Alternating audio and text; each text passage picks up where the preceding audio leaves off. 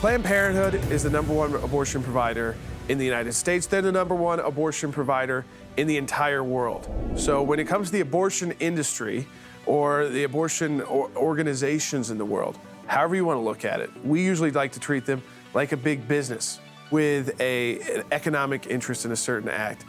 Planned Parenthood is just like that. When you threaten any of that business, they're going to fight back. And Planned Parenthood has gotten used to this in court.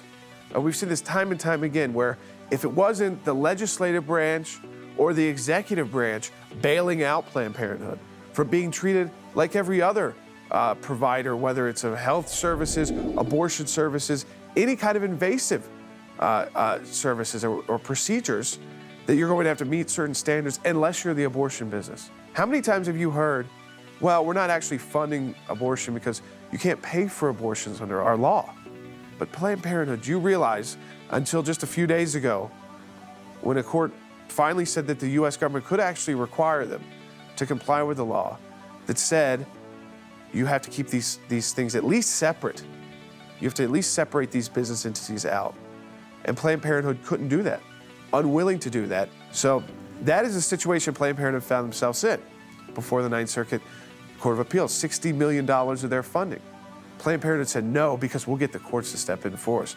And they were used to doing that. I mean, to be quite honest, most of the time if you had to fight Planned Parenthood in the federal courts, that was going to be a very tough battle. We know that at the ACLJ. We fight the battles every single day.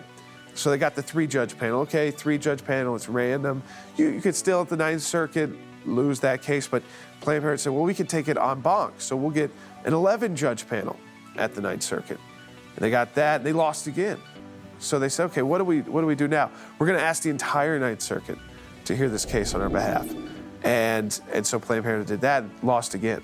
Now they can still go to the Supreme Court, and I imagine that would be less friendly territory for a group like Planned Parenthood. I think for all of us involved in the, whether it's the political side of this issue, on the life issue, or the scientific side, the medical side, we've seen a huge shift in our country. And so you look at millennials in our country, you see a significant change, whether you call it a pro-life generation, because of the way that technology, faith, has all kind of converged.